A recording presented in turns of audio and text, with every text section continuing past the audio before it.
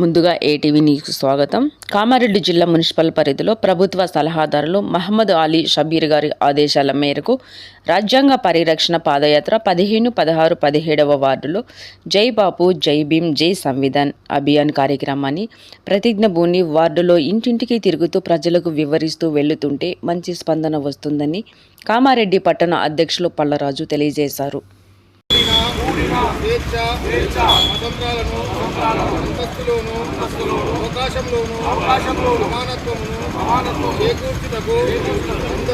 అందరిలో వ్యక్తి గౌరవాన్ని, దేశ సమగ్రతను తీసుకొచ్చే సౌభ్రత్వాన్ని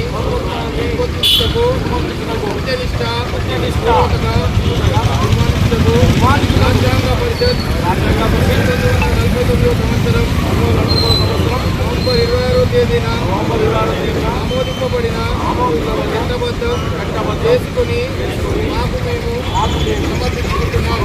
జై భీమ్, జై బాపు. చూపిస్తున్నారు.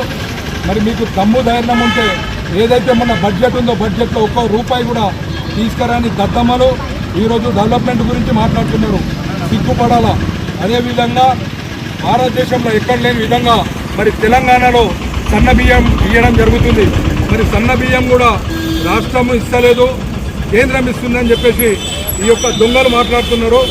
మరి వాళ్లకు ఏమాత్రం జ్ఞానం ఉంటే మీ యొక్క బీజేపీ రాష్ట్రాలు ఉన్నాయి కదా, ఆ రాష్ట్రాల్లో ఫస్ట్ సన్న బియ్యాన్ని ప్రవేశపెట్టి మరి తెలంగాణ గురించి, రేవంత్ రెడ్డి గురించి, కాంగ్రెస్ పార్టీ గురించి మాట్లాడాలని చెప్పేసి హెచ్చరిస్తున్నాం. ఖబర్దార్, ఇంకోసారి కాంగ్రెస్ ప్రభుత్వం మీద ఏమాత్రం అవాకు చవకులు చేసినట్లయితే బిడ్డ ఊర్లలో తిరగనీయం బీజేపీ నాయకులని చెప్పి హెచ్చరిస్తున్నాం. జై కాంగ్రెస్.